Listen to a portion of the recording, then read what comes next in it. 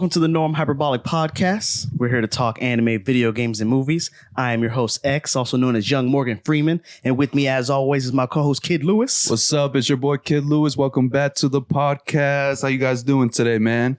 Pretty good, bro. Pretty good. And we got a special guest today. Introduce yourself, man. Hey, bro. You just call me Fred, man. I mean, they know me as Lobo, Captain Kilimanjaro, you know what I'm saying? But today I'm just Fred, man. What's Just up, Fred. Fred? What's good, man? Captain what? Captain Kilimanjaro, dog. Oh, shit. Okay. All my Yeah. Halo fans might know a little something about that, you know what I'm saying? We're fans And of it big follows. mountains. Big mountains. Big mountain climber, you know Big what I'm mountain saying? climber. So in this episode, we're going to be talking about Tekken, the new game's coming out. We were talking about before the episode how to pronounce it, but so we might pronounce it a bunch of different ways in this episode. I might just say In a previous Iron episode, Fist. we told Chelsea that we say a lot of words funny on this podcast, and Oh, yeah. I think it rings true. I think that's part of the podcast, man. He's just saying random shit, Yep. mispronouncing words. Yes, sir. Triller, do you want to make a podcast? Well, Spotify has its own platform that makes it super easy to record and distribute your podcast wherever podcasts are available. It's called Spotify for Podcasters. Spotify for Podcasters is a platform that lets you record podcasts right from your phone or computer. So no matter what setup you're working with, you can create content today. You can even start earning money from your podcast all kinds of ways, such as straight ad revenue and subscriptions or donations from your listeners. And best of all, it's totally free. No catch, no cap. Also, Spotify will upload your podcast across all other podcast platforms without you having to individually upload them yourself. This makes it easy to reach as many people as possible. We here at the Norm headquarters started our podcast to promote our anime merch, but it just took a life of its own. And now we're taking over the anime podcast game. And it's also just very fun prepping and recording these podcast episodes. We highly recommend you give it a try. Download the Spotify for Podcasters app or go to www.spotify.com/podcasters to get started. Now back to the episode. Somebody's probably typing away like, that's not how you pronounce that shit. It's called Tekken. Raging. Somebody else is like, nah, it's Tekken, bro. Say it right. Right. Don't disrespect the franchise like How do I that. put the accents over these vowels so they know? So in this episode, we're also going to be talking about a manga grading service that's coming out. A new video game by Akira Toriyama and Mortal Kombat 2 set photos. So if you're watching this on YouTube, leave us a like. If you're listening to this on your podcast platform of choice, leave us 5-star reviews with a compliment sandwich. And then let's go ahead and get into it, bro. Subscribe, like always. Oh, and share. Here the Share, bro. click the little ring button. The Make sure you get ring-a-ling-ding. notified when this episode drops. So you Yes. guys can definitely listen to it, watch it, enjoy it. It's always a special thing when we got a guest on board, you No, know? for It's just sure. going to be fire. That's Yeah. how you know. A Tekken. And on top of that, we got Fred, Fred. Captain, Kilimanjaro. up the mountains, Yeah. climbing them. Before the episode, we were playing some Street Fighter, and Fred was kicking all of our asses. Damn, So, man. you know, check for I don't want to talk about it no more, man. Check- I'm getting check for his- heated again, man. check I for was history. sweating. I know. God damn it, man. Lucky we weren't recording it. I know. Because, That episode's coming out too. oh, yeah. Oh, man. All right, so let's go ahead. First, in the realm of anime. So Beckett Collectibles is a card and comic grading company. So you ship them your baseball and basketball cards, and then they inspect it for defects, and then they'll appraise it on a scale of 1 to 10 from poor to pristine. So I don't know if you've seen or if you've ever been to like a comic shop or a manga shop where they have like the comics behind glass or like encased. Yeah, don't they do that with Pokemon cards and stuff like that? Yu-Gi-Oh cards. Right, Is yeah. that not the company or is it a different company? There's a couple companies that do that. The big one is CGC. Yeah. I think that's the one I heard of. So that's the one. So I even have like some that are like that. Certified Guarantee Company. That's one of the big ones. Mhm. But they don't do manga. So Beckett Collectibles is the first of the industry to do grading for manga. Like manga books, I think they're called Tanko bonds. Mm. So like if I have like a first collector volume 1, Right. Naruto, Mhm. when it first came out, yeah, you I would send it can to just them. send that. They can grade it, put it in a little case for me. Yep. And then 1 to 10. preserve it. And then it should theoretically increase the value or at least Yeah. cement the value of the book. Got you. So Makes sense. Damn. Yeah, so this company, they do a lot of different things. They might blow up. They do VHS tapes. They do Pokemon cards, tickets to concerts, video game cards, or gaming cards like Yu-Gi-Oh, Pokemon. Oh, shit. The thing, just in general with like manga. So mangas really hold their value, and because of the spine. So the reason that CGC does it for comics is because comics are like so flimsy. They're just held together with like staples. Yeah. So in tears. Yeah. Well, so your manga might not even increase in value, even if you have like a pristine manga, just because the only first edition. That's what I'm saying. They don't really have like first editions with manga. Right. Well, that's the thing. I would say it's a collector thing, man. Like I would think that would bring the price up because now it's been valued by a company that's verified to do this stuff. Right. So as me, like if I wanted to collect some more mangas, I want like the first couple of volumes that came out. I would pay a little extra for that, especially for my collection. Yeah. Well, the thing about these graded mangas and comics is you can't use them or you can't read them once they're behind the glass. Also, same thing with Yu-Gi-Oh cards, Pokemon cards. We're gonna bring a stack of graded cards, and just play with be them like that. Yeah, no. I put my graded card upside down, face down, defense face mode. down, big ass piece of glass. Yeah. So I mean, this is like an industry first that they're doing manga. So this is just another example that manga is popping off. Right. That's what I was gonna say too. I'm like, bro, it's way more mainstream now. Like it's cool to be into like manga and shit like that now. Right. You know what I mean? So that could definitely be a thing in the coming years for sure. Oh, for sure, man. The mangas don't really increase in value. The only manga that I had somebody at work, they were like, you guys keep saying manga, and I'm like, I'm sorry. Well, yeah, I was about to say I wasn't gonna say no, bro. You know what I'm saying? I just let you live. Manga, yeah, that's a word that we say funny. They don't really increase in value. Like I said, the more exclusive ones is the one. So right here I have like there are a couple, and the highest that are out there are the Fist of the North Star and Cowboy Bebop Shooting Star, which is like, though I think we talked about like if Cowboy Bebop was a shoujo anime. Yeah. Because it's this one, Cowboy Bebop Shooting Star. So they're valued at $150 for these manga tankobons. And then there's a Zatch Bell one that's valued at $200. So you remember that anime? I do, yeah. Yeah, we talked about it in our Tsunami episode, but I don't know why, but that it's just valued at that. It was probably limited, like a limited print for those. Yeah. The more limited the print is, that's what it is. The more the value will hold. Right, because they reprint Naruto, My Hero, and that's what I'm saying. But when it's first volume, like it was like the first couple of prints, right? Because they remaster it, they redo it, they reprint it, and the value goes down. Well, another thing with manga is that the pages don't really hold up. So the spine does, but because it's almost like newspaper pages, they yellow really fast. So preserving them might increase the value, but as far as like grading it, like they sell them off the shelf. But it'd be tough though, like especially because I have like first volume Naruto, I think volume 1 to 10, right when I first got them when they first came out, fresh off the shelf. You know what I mean? I scooped them, but they've been sitting in a box.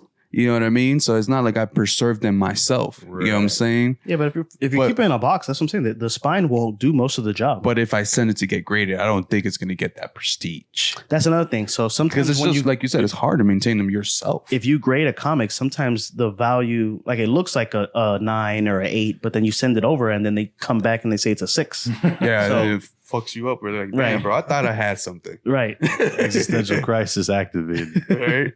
Then you got to send it back. Like, nah, y'all messed up. Redo that, and then you got to pay again. That's how they get you, bro. I feel like I feel like in the end of the day, it's a money thing because they'd be like, it looks good, but fuck it, let's give him like an 8. He's gonna resend it back, repay to get looked at again, and then we'll give him the actual number, which it was a 10 to begin with. But I mean, it's an industry on itself. But like Fred said, it is just a testament to how popular manga and anime is getting. So so if you have any manga that you want to get graded, this company's doing it.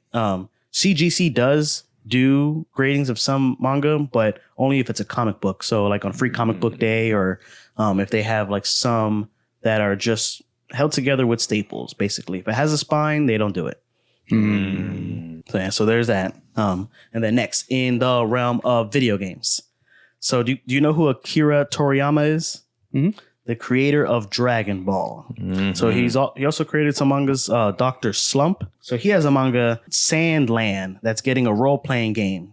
just yesterday it announced that a release date. So have you seen anything about Sandland? No, I have not actually. It's news to me, man. The manga is available on the Shonen Jump app. I feel like I talk about this app all the time, but we're not sponsored yet by them. Soon. Soon. Y'all heard us here, man. Yeah. So it's really nice though. And then his style is, so if have you seen like Dr. Slump or Dragon Quest? Dragon Quest, and then I think maybe Blue Dragon, which I think is only a video game, or it might be a manga or an anime, but you can tell by the eyes. He had like the other characters have like those Goku, Gohan eyes. Right.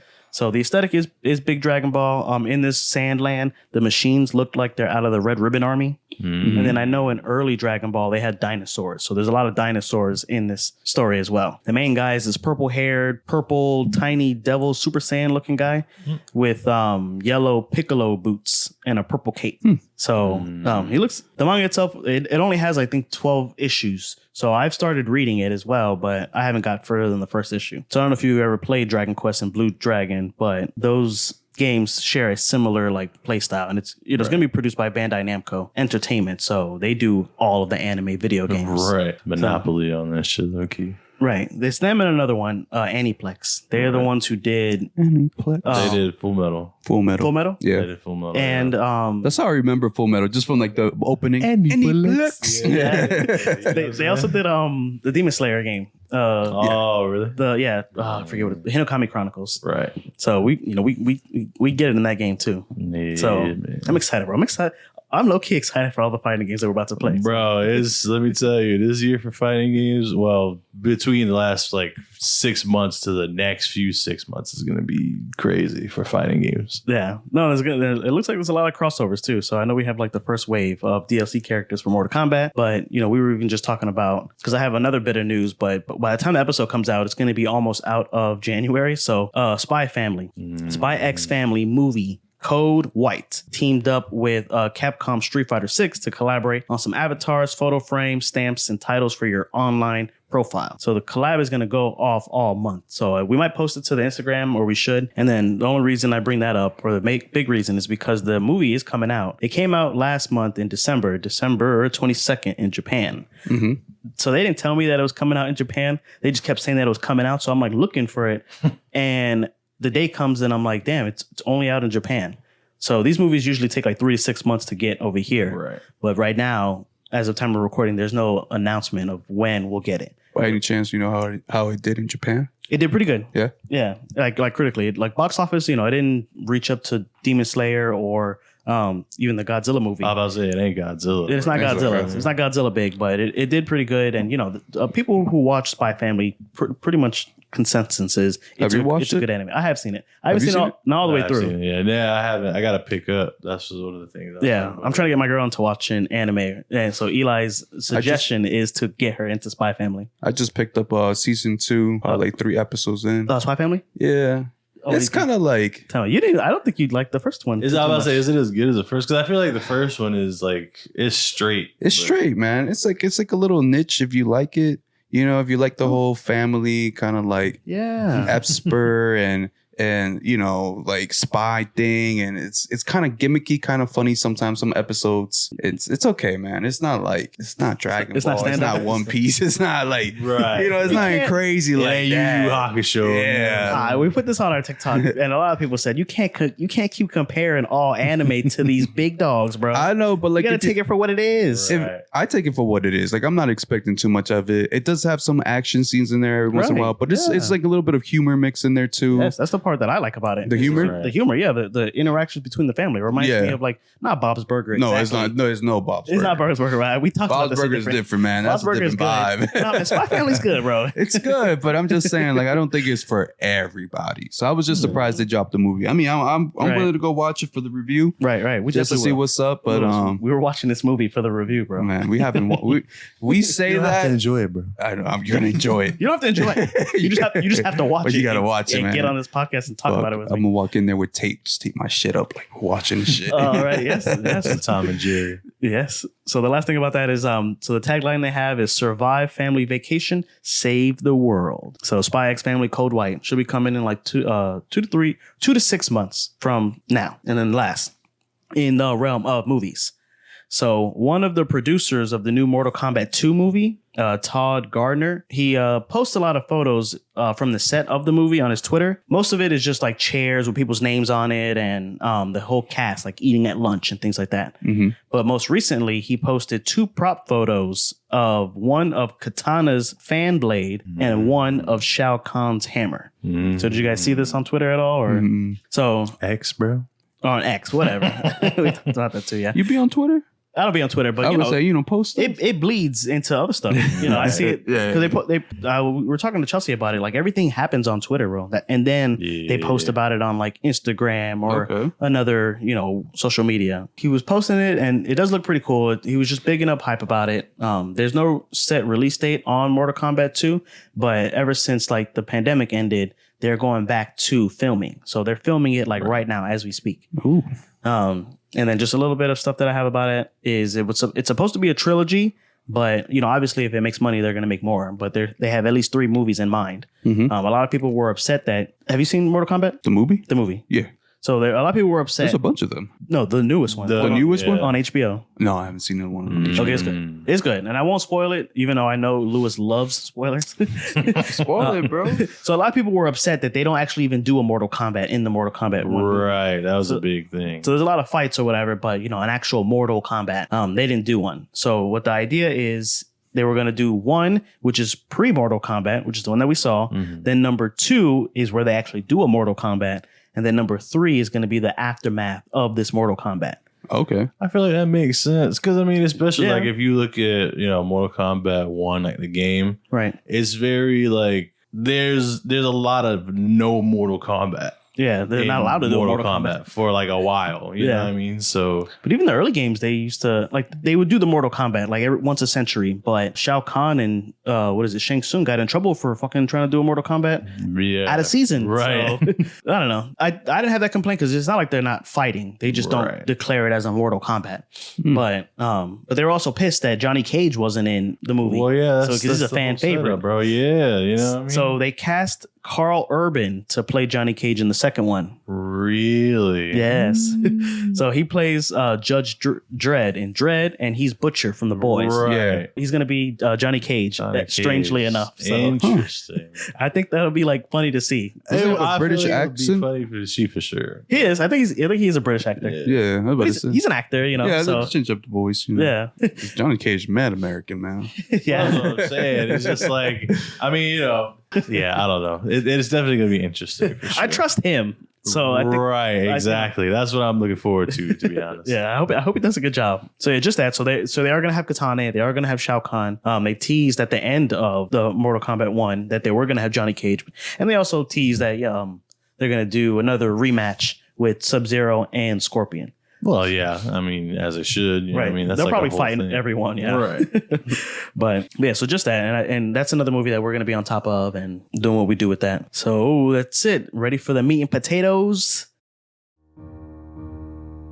Inspired by the life of the savvy and ambitious Colombian businesswoman Griselda Blanco comes a new Netflix original limited series. Griselda tells the story of a devoted mother who, with her lethal blend of charm and relentless savagery, creates one of the most powerful cartels in history. Witness Sofia Vergara's captivating transformation into the godmother of the underworld. Griselda, now streaming only on Netflix.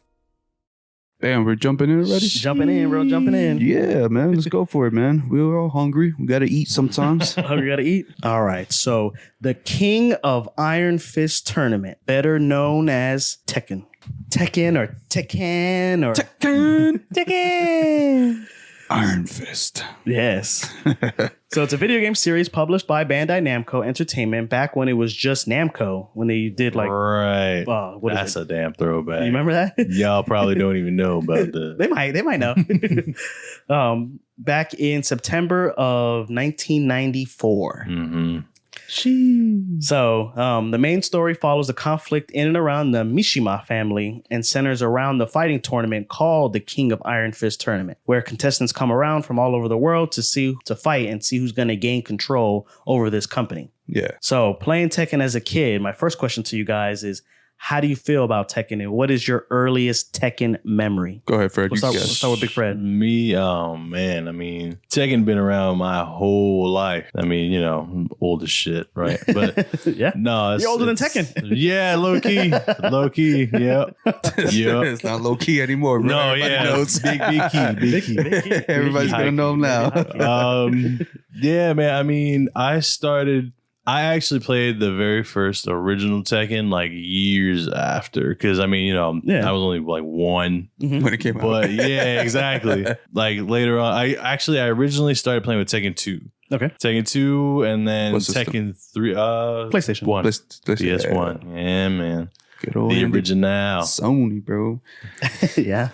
And then Tekken 3 is when it really, really hit for me. Okay. And I was just like, from there, I was all in. I feel like that's a lot of him people's on that, man. Tekken 3 on the PS2. That was you? That was all me, man. That was all me. Woo, I remember getting it too at the mall. You know, it's a little sad story, but you know, we came from none, so we had to take the lead bus. Okay. We took it down to Edison Mall. Okay. I went to GameStop, picked up Tekken 3. Damn. Brought it home, popped it on the PS2. Right. You know what I'm talking about? The little green button. Mm-hmm. I'm telling you, man, the PS2 best console ever. Keep saying it. I was just saying, bro. Yeah. It just brings back so many memories, man. PS2, best console, dead or alive? Dead or alive, bro. man. It started with everything we got today. It does, really, essentially, man. low key. Yeah. We ain't going to get into that one right now. So I do love Tekken. Doing the research for this episode, I remember we had talked about it, about Mortal Kombat, Street Fighter, and Tekken, about where we placed it, and you did place Tekken above Street Fighter. Yes. I was reluctant at the first. I was like, well, you know, Street Fighter is just so classic to me, and I've always been playing Street Fighter. It is a classic, though. But Tekken, man, like just the lore and the characters and how intense the fights can get. And, you know, we talked about it being fast paced. It is fast paced. Like juggling your characters, and the fight doesn't stop when you hit the ground. Like you can still get your opponent on the ground. On the ground, yeah. You just hit them with combos, bro. I've been seeing that online, man. Just like gameplays of like championship battles. Yeah. And it's like combos right after combo. Like I'm like, damn, how do you stop that then? It's never a safe moment. It's not. So it's like you gotta wait for the opportunity. Once you take it, bro, you just can't stop. You gotta keep hitting them. Yeah. And I was like, damn, bro. It's like being in a horror movie, bro. The whole time you're just you elevated the whole time. The whole time, it don't stop. It's good, man. It's good. So it is one of the first 3D space fighting games. Originally, it was just a project experiment to test like 3D models, and then they decided to turn it into a video game. So Sega's Virtual Fighter is the actual first 3D space fighting game. So the original team that worked on Virtual Fighter was hired by Namco to produce and make Tekken. So they had a bunch of change of like leadership or whatever, but the guy who's been doing it since Tekken 1 is still... He's like the Ed. I forget. I don't have his name, and I should have. The Ed Boon. The Ed Boon of Tekken. Yeah. So there are other fighting games that occupy the 3D space. Right. So you have Tenkaichi. So Tenkaichi is more like what 40? No, well, I mean, you got Ariel. You got that's Sparking Zero. Yeah. We're looking forward to that too. But Dead or Alive is one of the ones. Dead or Alive, bro, on the Xbox. I remember that game too, bro. Right? That's a good when game. I saw it, I was like, bro, I forgot all about it. And then it just all the memory starts flowing in. I was like, yeah. So that game has like a mode that you can do. It's called OMG mode. Have you heard about it? So if you turn on OMG mode, the boobs in that game just bounce. Like the physics on the boobs are crazy. That is what it's known for, low That's key. That's what Dead or Alive is known for. The boobs? The boobs. Like just boobs. So I also have Soul Calibur on here. Soul Calibur is another 3D space game. We were talking about how that's mostly focused on weapons. So everybody's got like a sword or a staff or nunchucks or whatever. Okay. And then even Mortal Kombat made the step into the 3D realm with Mortal Kombat 4 and Mortal Kombat Deception. Right. So those games aren't really like looked fondly upon. Like, you know, it varies person to person, but it just depends. At least for me, when I was thinking about it, and the reason that, not that I don't like Tekken, but the reason that I was even reluctant to put it on my top is because I prefer fighting games that I'm good at. So just battling up. So you're just being biased. Yeah, that's unbiased, and that's how bit. it is with fighting games. Like, yeah, that's true, man. That's usually true. you like it if you're just good at it.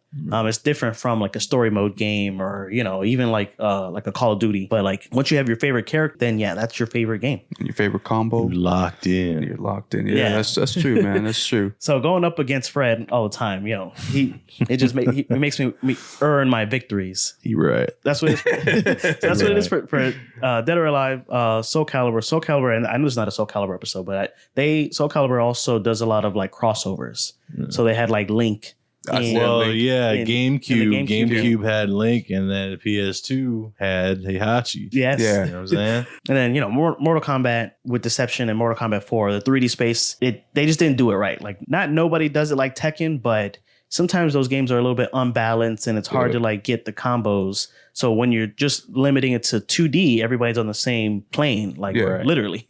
But once you go like right and left, then that's where it gets kind of like, that's an issue that a lot of the anime games have, is that they're kind of broken and it's hard to have a fair fight between two random characters. Oh yeah, it gets techie, bro. It does. Like when you bring out the blue-eyed white dragon, like it takes up like the whole screen. And you're like, wait, how am I supposed to whoop this ass? What am I supposed to do with this now? Yes. Yeah, you're right. So do you think Tekken, out of the ones that I've named, is the best 3D space game? It's gotta be, bro. It is, man. It's gotta be. It's the pioneer of I won't say the pioneer of the fighting game, but like it is the best at what it does. Yeah. But I feel like every game like that, like Mortal Kombat, Tekken, Street Fighter, they have a specialty that makes them. You get what I'm saying? True too, yeah, especially like when doing it new. So we were talking about how Mortal Kombat upped it with like the partner system and then the air combos, and they've always been hitting it with the fatalities and like the thematics. But do you imagine like playing Street Fighters and then they decide to add their own type of fatalities? Right. You feel like you're ripping it off, Mortal Kombat. You know what I mean? That's what I'm trying to say. Like the same thing for Tekken. Like Tekken came in, I can see them having some type of fatality. Like it makes sense for them because it is kind of like gruesome. Their vibe is very dark, just like Mortal Kombat. As the years, I mean, not even as the years, bro, because we gonna get into like the lore of it and everything. It is being gritty from jump. Yeah, no, for sure. You and I think it's the most anime of all the fighting games. So I know you have like Mortal Kombat. It's definitely very like it is like anime. Yeah,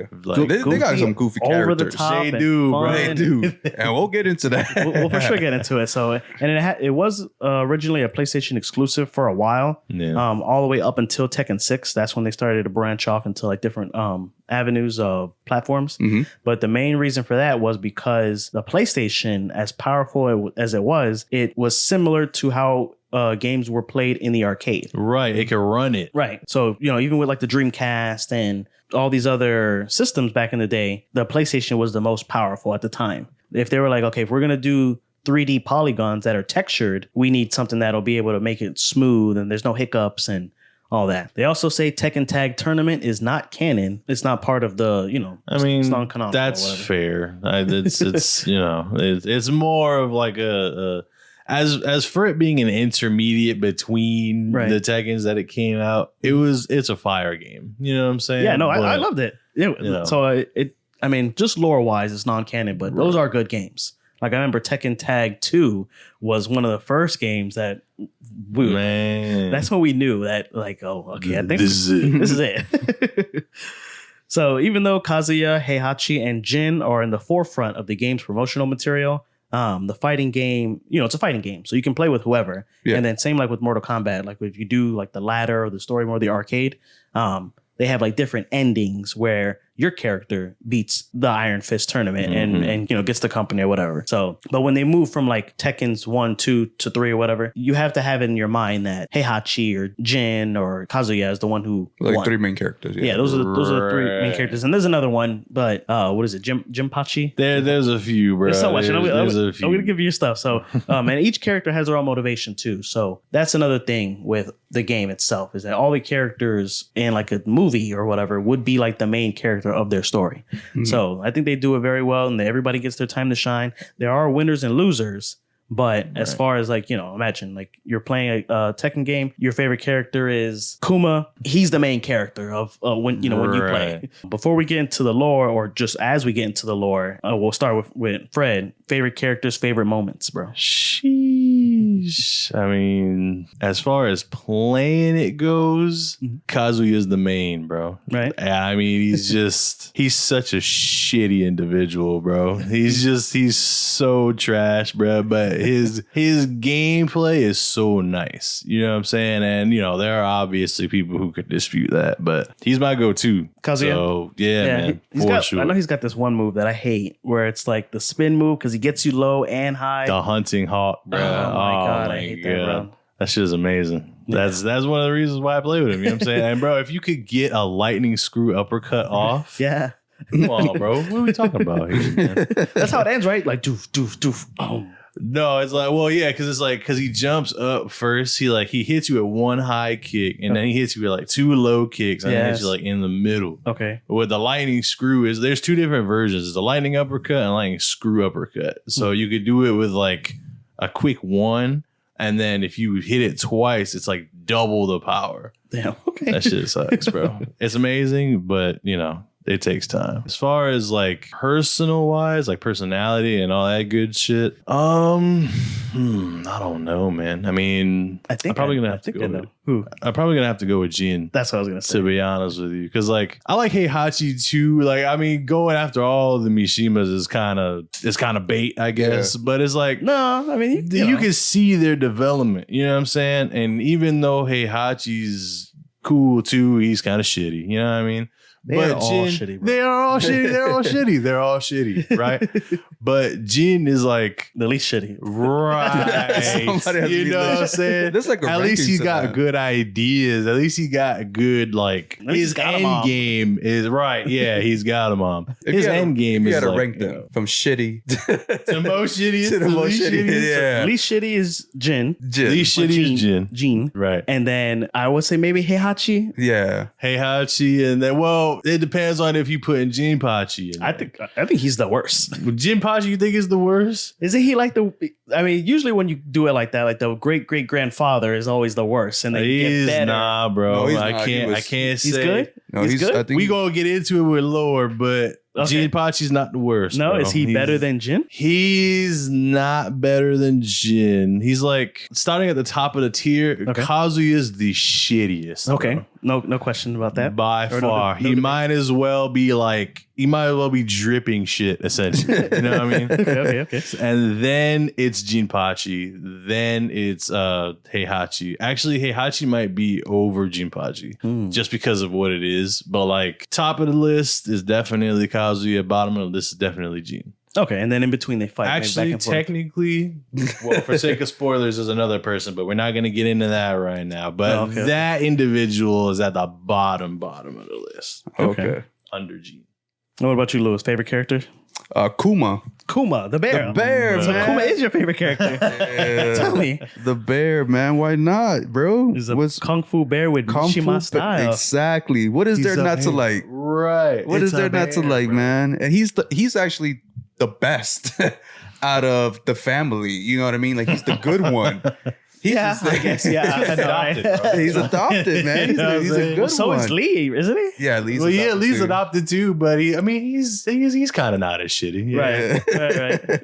I mean, man, what is there not to like about the bear, bro? Just the fact that you can be a bear and just start whooping ass. Yeah, he's a kung fu bear too. He's not even like he'll throw a bear claw, but he'll also throw a kung fu kick. Yeah, bro. It's pretty cool. He's been raised since I know, since a cub. Man. Yes. So for me, my favorite is between King and Law. So King I like just because of like a nostalgia reason. He's like the first character I ever played. So when we were talking about King is the one that wears the mask, the wrestler, the Jaguar mask. Yeah. He's nice, man. So my Tekken story is I first played it in a Rooms to Go or an El Dorado. back when they had like the towers. Yes, with the game with like in the it. PlayStation in it, kind of like when they had the GameCubes and McDonald's. Mm-hmm. So they had this, and then my mom was like looking for furniture or whatever. So I was just playing this, and it only had like a couple characters, but definitely King was one of them. And I just fucking played. So I went from being like, look this up, you youngins. You probably have no fucking clue what we're talking about. These are real things. there'll be pictures. He's just making up shit. Right? Yeah. They're like, nah, senile man, old he's just making up man. shit. No, there'll be visual aids in the video version, but I just played. I went from like being like, when the hell are we leaving this store, to her saying, okay, well, we're leaving. I'm like, wait, we can't go yet. More, we need to get this game. So I like that his name is King. He's a cool Mexican wrestler, and I typically don't like wrestling. Like, not your forte. Not my forte. I always used to pretend that I was into wrestling back, when I was in like elementary school. They're like, oh my God, did you see what The Undertaker just did to Kane last night? I was like, hell yeah. Hell yeah. But I didn't know. I wasn't watching it. But I don't know what it is by him. Like, I don't even like luchadors, but he is like the exception for me. Is it the fact that he speaks in nothing but Jaguar? That's funny, No, right? Like that's that's his hilarious. main language is Jaguar. I love it. There was a thing that I saw that every character speaks different languages. Like Yeah, if the they characters understand. and they all understand. Yeah, That's good, including the animals and yeah, they all King. understand each other. It's so they even understand Kuma. They're like Kuma's about. They just speak French to him, and he just knows He's it. like he knows, right? He's like, damn, bro, they trained this bear well, man. Yeah, He's- bro. He he's knows no multi- Japanese. Yeah. He does, yeah, Kung yeah. Fu, bilingual, trilingual. I don't know how many languages this bear knows, man. He's coming. All languages, bro. So I saw King's face one time, and it kind of upset me. When I was doing research for the episode, because I like the anonymity Yeah, of they like only the showed Eagles' it face. once, right? Like They only showed it Right, once, only but- one yeah. time. After know, that, but- it's just that Jagger phrase constantly. Yes, I love it. And I feel love like is it me or he just like gradually is morphing into a jaguar? Like first it started with a Might as mask, well be right. and then like the upper body started changing a little bit too. Well, the Yeah. thing is, there's not one king. Right. That's and it's almost like a factor of like anime. Like there's like sons and brothers and clones and things like that. So and they also give him a cape in number 7. So he kind of just has like He got the the whole swagger, vibe. bro. But then that's how like we're saying like with the lore or whatever. But with playing, Law is my favorite character. So I am always attractive to a Bruce Lee character. You see this shirt, bro? You see this shirt, bro? For the podcast, I'm wearing my Bruce Lee shirt. This is Law in real life, bro. Right. So I've always been like a fan of Bruce Lee, and not necessarily from his movies, but when I was doing research for the episode, the reason that I like Bruce Lee is because of Law. Like everything that I like about Bruce Lee is just Law. Like the fighting style, the charisma, the swagger, the freaking noises, the twa, twa, the faces that he makes. Oh my!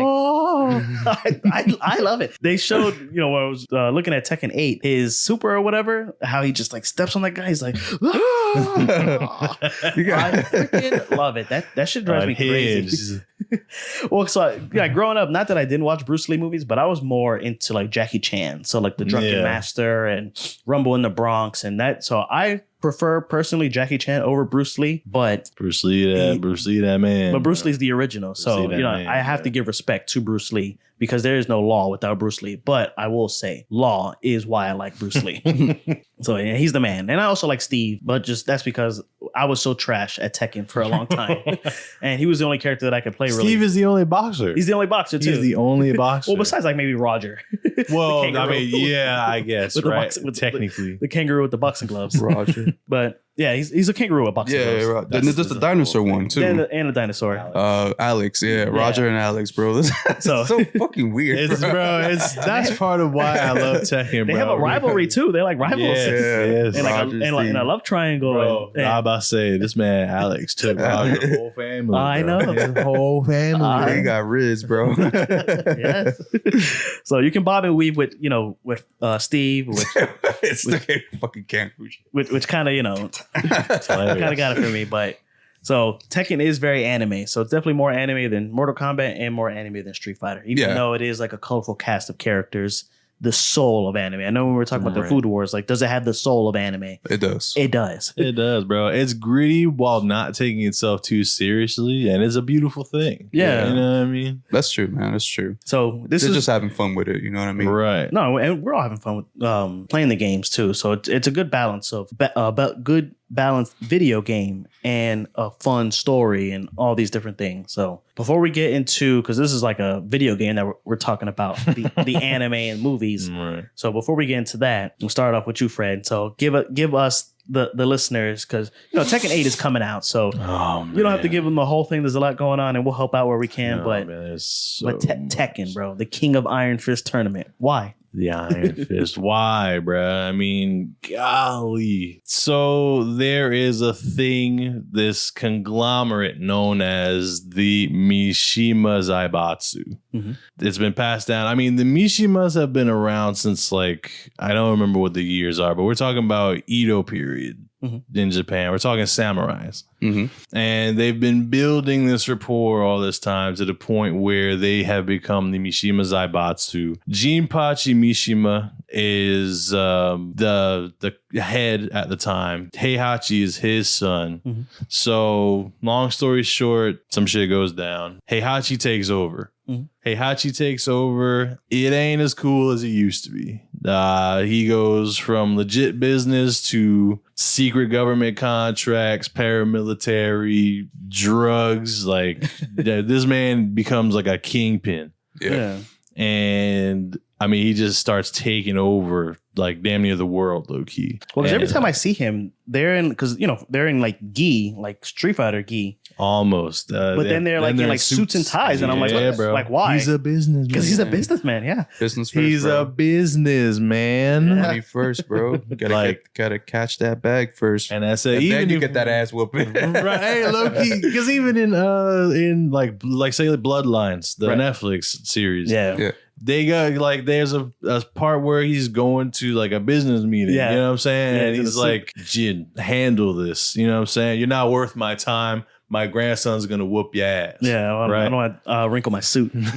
But it's just he could do that though. Like he had like, bro, they have so much money. Like there's one point where he could literally take on the Mishima Zaibatsu can take on the entire world. Yeah, the UN. Yeah, they take over all of They take over the UN. It's like a whole thing, bro. There's a whole nother company called G Corp, and then they're like small time until Kazuya takes over, and it's like a whole span of things. But the main thing that we have to look at is the Mishima bloodline. Jinpachi is the grandfather. We don't really know too much about him. He's not flushed out like that. We know that he has this thing called the devil gene. Right. Yeah, and it's like the devil gene. The devil gene, man. It's something that can grant you supernatural power. Mm-hmm. It just makes you so much stronger of an individual than normal people. Like transformations aside, we're gonna get into that. So it's supposed to skip generations. That's generally how it works. But like male pattern baldness, right? Which it cures male pattern baldness, actually, funnily enough. That's hilarious. Which is why Heihachi's going fucking bald, because he doesn't have it. Spoiler alert. Right.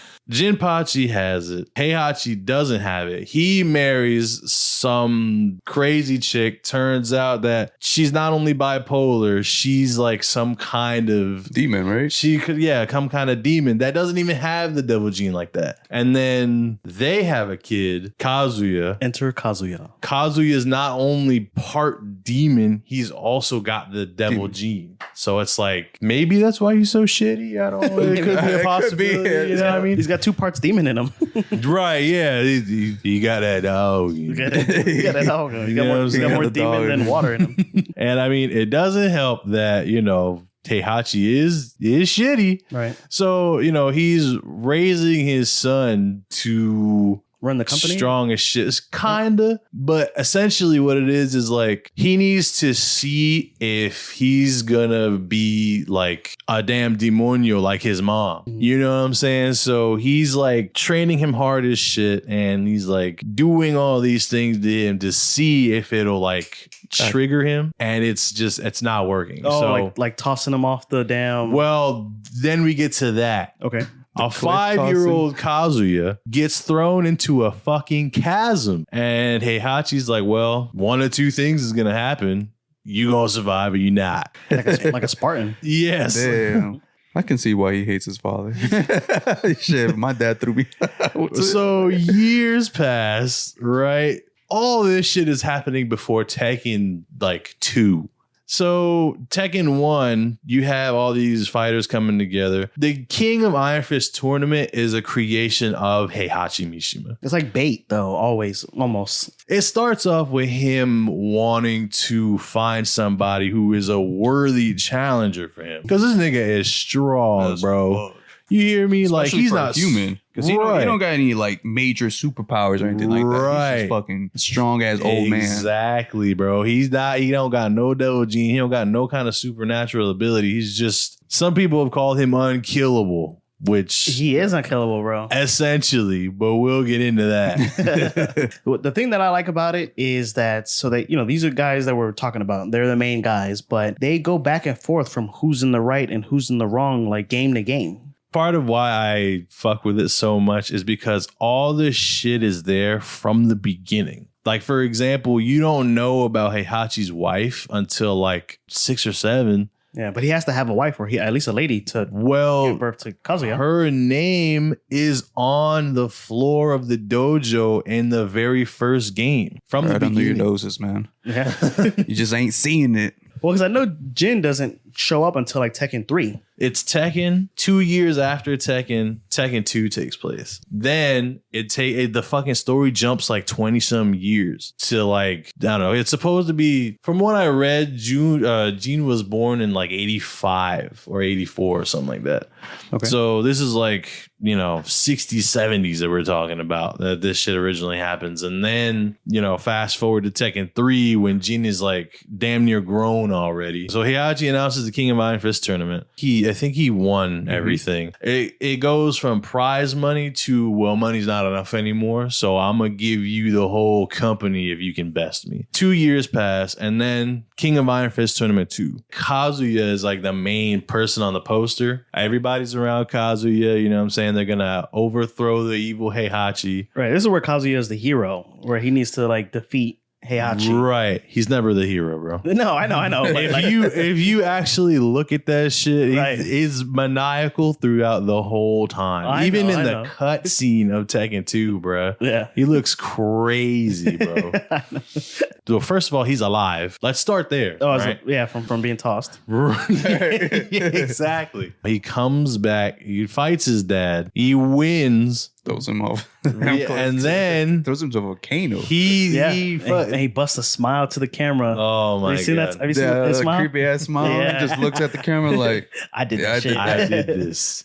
Took me 20 fucking years to do it, but I did it. I know. Oh my God. It's very poetic. Tekken 3, it's essentially the same shit, but now enter Jin. Jin is a young man now. He lost his mom, June Kazama, when he was young, to an entity called Ogre. Ogre is a fighting god, essentially. He is drawn to a particular kind of strong fighting energy. Since him and his mom were living out in the wilderness, they were open to Ogre's invitation, if you will. Ends up killing his mom. His mom says, if something ever happens to me, go find Heihachi Mishima. He's your grandfather. He'll take care of you. Only reason she even said that shit is because Heihachi's the one who got her out. And put her in the forest? Yes, because what happened is Kazuya took over the Mishima Zaibatsu and he was doing crazy shit. Yeah, crazier than Heihachi was.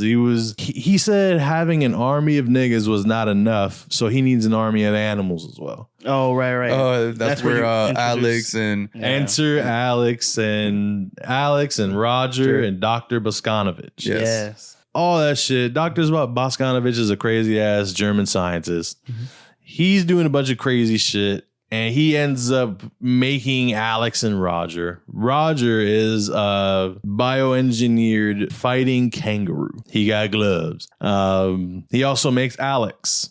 He is a bioengineered fighting velociraptor. Yes. With gloves. With gloves. With gloves. They are mortal enemies. Roger messed up. Alex came and took his wife and his kid. It's a whole thing. But he was cheating on his wife. He was cheating on his wife. That's his wife messed human? up. Yeah, huh? No, she's a kangaroo as well. Oh, okay.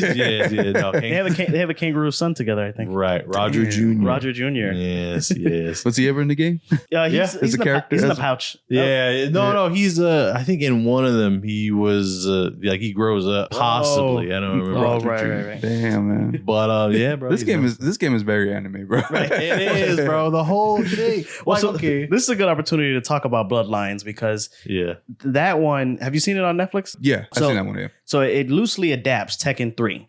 So which some people say is the best Tekken. So a question I have to you, Fred. And even you, Lewis, like, do you think Tekken 3 is, I know it was your first one, but is that the best one, do you think? I mean, overall, I feel like, yeah, man. Because it's like, all of them? I mean, obviously now you got cooler shit. Personally, at first, I was off Tekken 8 because of how it seemed like originally. Right. But now, you know, they got the demo out. Now they got new things being shown. And Tekken 8 might take it. Mm-hmm. Like 4 through 7. Tekken 3 is like the top. If I have to put 3 of them up there for right now, Tekken 3 takes it. Okay. Then it's Tekken Tag 2, and then it's like Tekken like 5 maybe.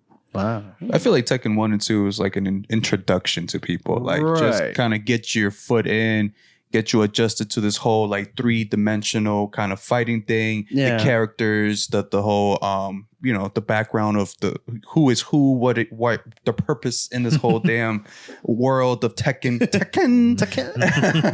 So, but I feel like 3 was like on the PS2, which is pinnacle, man. It was just like, okay, all right, it is. I mean, I'm one of those guys who I think, you know, things always get better. So I do like float into the nostalgia of Tekken 3.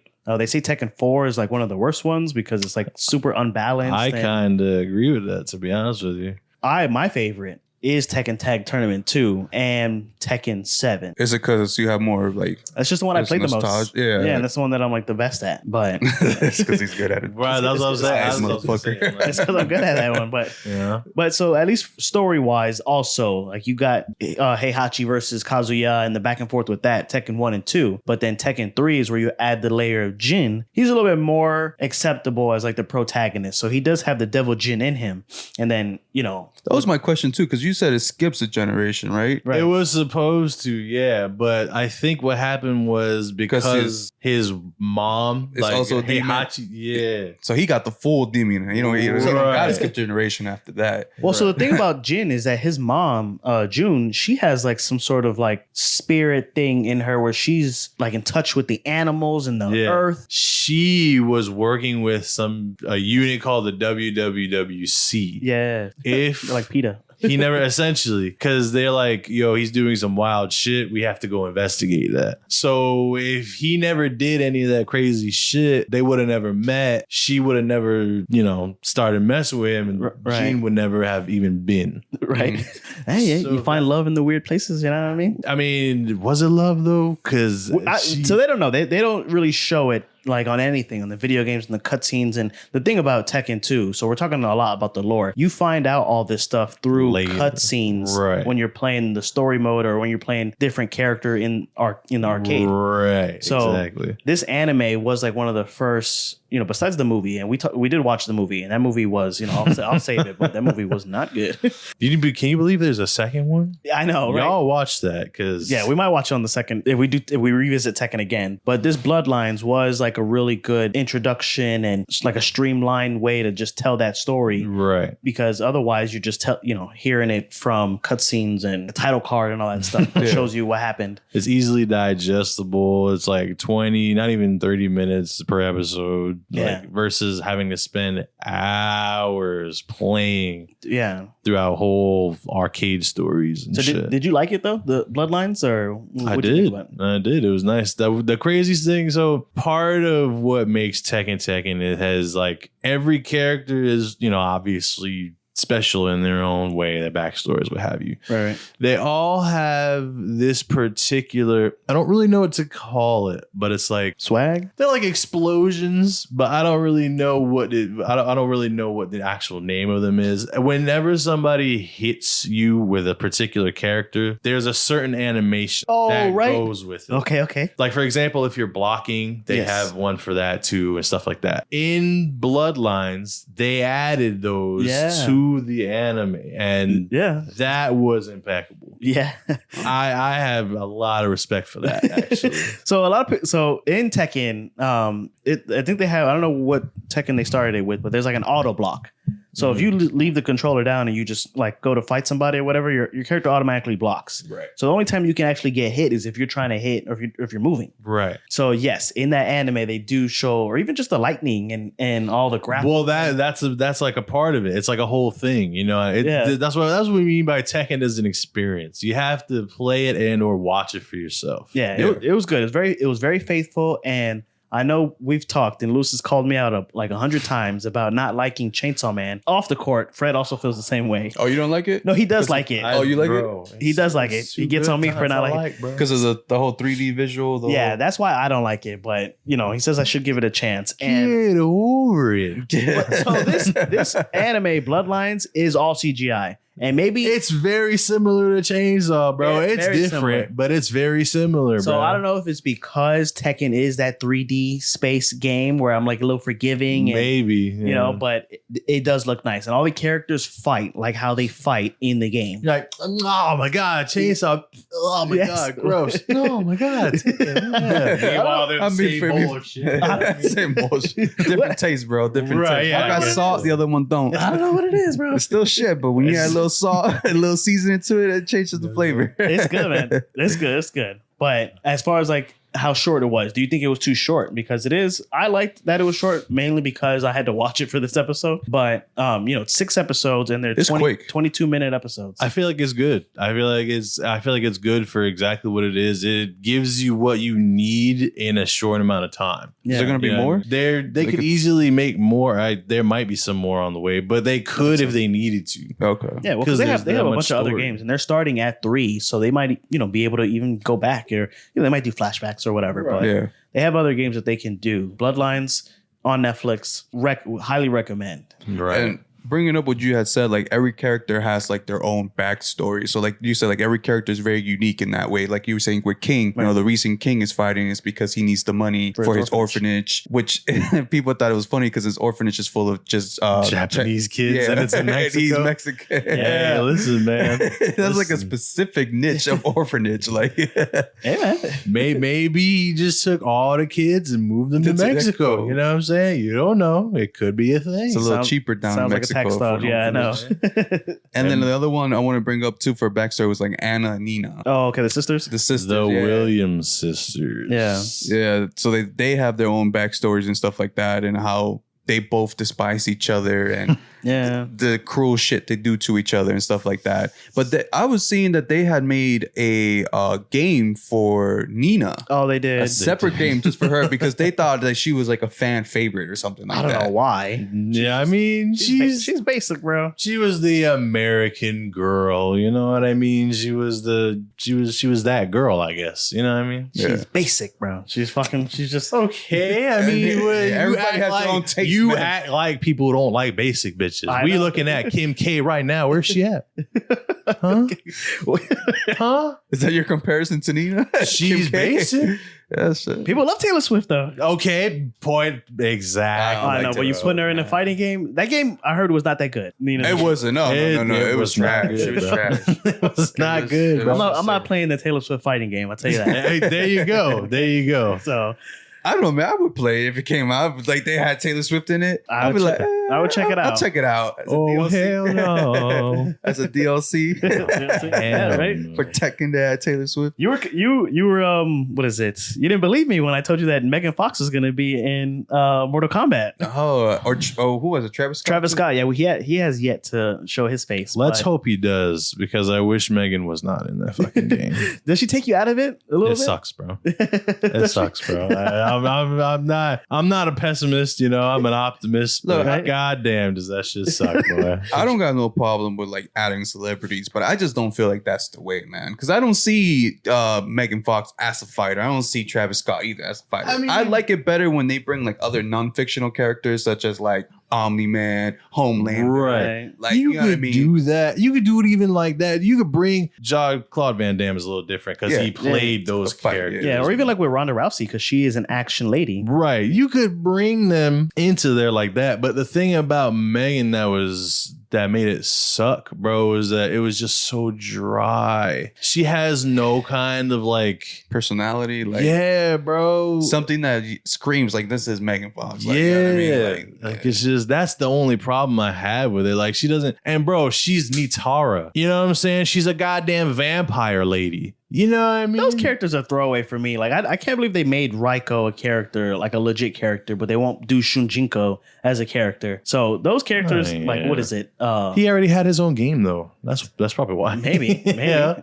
Literally his own whole game. Yeah, that was Mortal Kombat Deceptions too. That's the 3D fighting game we were talking about earlier. But I don't know. I do agree with what you're talking about, and I don't dislike Megan Fox in all her movies. I like Jennifer's body. That's another thing for me too, because it's just like, bro, they could have been like that. How could you literally play the same character and not give the same oomph? Like, you know what I'm saying? Yeah. I mean, maybe the money ain't the same, but like, come on, bro. You know people gonna look at you for this. Yeah. Well, I don't know how many people are going to look at her for this. Maybe gaming people. I guess. Yeah. Some people are too concerned with other things. Get your mind out of the gutter.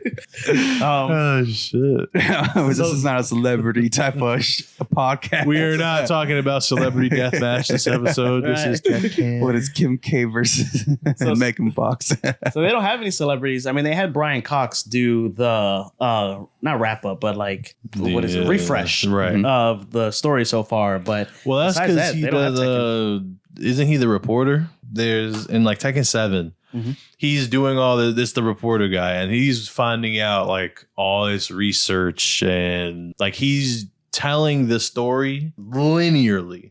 Instead of you having to like look all this shit up, he's the one who's doing all that shit. They got rid of it, which I kind of like, because even though it tells you what the story is, it's kind of too spoon fed or a little bit kind of. It's just like it's not dry, but it's like let me play the game. Right, essentially. You know. So what do you think about speaking of movies and actors? Tekken, the live action movie. I just have my notes, the shit talking that I'm about to do to this movie. I do have some nice things to say about it, but what do you overall? I mean, I feel like any live action is always or not nowadays. One Piece has cleared that, bro. One Piece, but I'm talking about for video games. I mean, video games, you got The Last of Us. That was I mean, honestly, I haven't watched that yet, so I'm not gonna. So but Tekken, this was all early days. So this was this did was add fuel to the flame that you can't make a good fighting game live action movie. It's like when they tried for Dragon Ball. Yeah, Dragon Ball. That was horrible. That was just straight one of the first Mortal Kombats. And they're fun now, like camp and to like, laugh at. Yeah. And this movie kind of was. I'm glad that we were able to watch it, because I was gonna watch it by myself, but at least it was fun to laugh at it and be like, wow, is that's Steve? So low key, I was not expecting that one. I could not tell you that was Steve. Me either. Yeah, me either. And something that he's British, right? Or he's British. Why does he wear that American flag? I don't know. He sounds American as well. I thought he was. I don't know. Because thing is, like, he didn't remember all the shit that happened to him, so it makes sense. But like with the way the movie did it is he was like the manager or whatever. So this live action movie, it does follow Tekken 3 as well. So and it is Jin's first appearance. It is a weird movie. There's a lot of bad acting. The character costumes were good. That's what I'm gonna say. The one good thing I'm gonna give it to is the costume department. Yeah, they did that. Raven, he had like the haircut. He's like this black ninja. Yeah, and he looks like Blade almost too, but. They in the game and in the movie. Yeah. Like they did that shit. They even got his scar in there. Yeah, so he looks pretty cool in the movie. And then even like Jin, they gave him like the gloves that he wears, and they gave him the flames on the on his pants, and all the other characters, like even Eddie, like he like the capoeira. Yeah, he was moving like he does. So that was pretty good. Jin has a foot fetish. Does he? In the movie. Really? You don't remember when that lady was stretching and he was like, yeah. She's like, what are you looking at? And he's like, oh, I'm just, your toes. She's admiring your toes. She's like, what? He's like, oh, you just got good footwork. You got to have some good toes. Right. I was just like, what style? I was like, why is this in the movie? No, yeah, to be honest, might have to look for that director. Low key, you got to watch out for that. Yeah, really. He ain't Quentin Tarantino, but yeah. So some of the fights were good too. A lot of them were like not flyweight, but the editing really fucked up a lot of the fights, but for a kung fu fight, some of them were pretty nice. And then they had martial law, but they did him dirty. They had him like this cage fighter. He was not Law. He was not Law. And I know Law is just a carbon copy of Bruce Lee, but either way, he wasn't either one of them. Right. I mean, you have. You know what I mean? Not to put Bruce Lee in the movie, but if you have Bruce Lee, like at least look to that. Like, right. It's a reference. Yeah. Like don't. There's some things that you can, when you're a filmmaker, take liberties on and creative, get changes. Away with. But nah, like if you have such a good product, don't fuck with it too much. And then King wasn't even in the damn movie, so yeah, low key. I was kind of surprised by that. Yeah, me too. Told you. I mean, maybe he's in the second one. We will not know. Yeah, we can't. There's no way to know. So that's what I got. So as far as like Tekken, I don't want to do too much. I do want to do a follow up episode, but Tekken overall, what do you guys think? Anything else to add? Favorite characters, favorite moments? We did our characters, but in the craziness that is Tekken, do you have any like favorite moments, like in the show, something in the game? Some anime moments, bro. So, damn, I'm trying to think. We're trying to sell Tekken to these people right now. I mean, is that what we're selling? We're selling the love of Tekken. How about every time somebody gets thrown into some shit, bro? There you go. Get thrown into a ravine, get thrown into a volcano, get thrown into an active volcano. Yeah. I mean, every time. I mean, the end of Tekken 4 when Devil Jin shows himself and he just fucking flies out. Yeah, I think. Oh, that's how Bloodlines ends. Spoiler for Bloodlines, but that's what it is. Like, and Jin has that Devil Jin in him, and he is kind of like a good guy, but he looks like a fucking devil. He's the Devil Jin. Bro. Yeah, no, I mean, listen, bro. Sometimes you just got to use what you got. Yeah. You know what I mean? Luckily, he has a mom, you know what I mean? And his mom taught him to do right. Yeah. You know what I'm saying? They describe her fighting style as pacifism. Just about. Yes. Yeah. Because it's like Wing Chun. I don't know if you're familiar with that. It's kind of like not necessarily a fighting style. It's the Kazama style. Yeah. But it's like using their own weight and moves against them. Yeah. And it's like more about counterattacking them. That's a female's style. It works, bro. Yeah. It's the style from the Ip Man movies. The Ip Man. And shout out to any of the Ip Mans. If you've seen that, trust me. Oh my God. If you haven't, watch those movies. Yes, absolutely. What about you, Luz? Favorite characters, favorite moments, anything to sign off on with Tekken? No, man, just like them turning into demons. I think that's very like something extra that they added. Yeah. And I feel like something that you were saying, like I was just thinking about like the story itself and just like from the first two games, how simple it kind of is. Just like the whole back of son and father, dilemma that they have, the anger between each other, who's gonna get the company, who isn't. Like, right. And then I feel like they gradually just started adding shit to it, like the background, like adding the mom, the demon, this and that. The bear, like just extra shit to it, you know what I mean? To progress the story, to continue dropping more Tekken. Yeah. Do you think that sometimes they create a character and then try to work backwards with the backstory, or they're like, I mean, they had to have done that at least once, bro. Because I mean, if you look at Tekken Tag has like 30 some odd people in it, doesn't it? Like, what the fuck are these people coming from? Yeah, 32 people. Roundabouts. And then because there's like people you'll never see again, like unknown. Like who the hell is unknown, you know? Yeah. Another character I didn't mention was Yoshimitsu. He's like one of the only ones, or maybe not only. He brings a sword. Yeah. Like, what, that's allowed? That's allowed. Hey, listen, bro. Oh, yeah. Listen, bro. If you could bring a Devil Jin. The King of Iron Fist tournament. I mean, there's so many people we didn't touch on. Ryan Fury is a goddamn robot, bro. Yeah, I saw and then there's Jack. He is a literal robot, bro. But there's a bunch of Jacks. Russian there's a bunch of Jacks. There's a bunch of Jacks. Yeah, they're supposed to be made out of titanium, but they might as well be carbon alloy, or aluminum foil. The way they crumble. Really. Yeah, really. And then there's like 3 different kinds of Jacks. There's Jack. There's like Gun Jack. There's P Jack. You know what I'm saying? Yeah. So, bro, it's a whole thing, bro.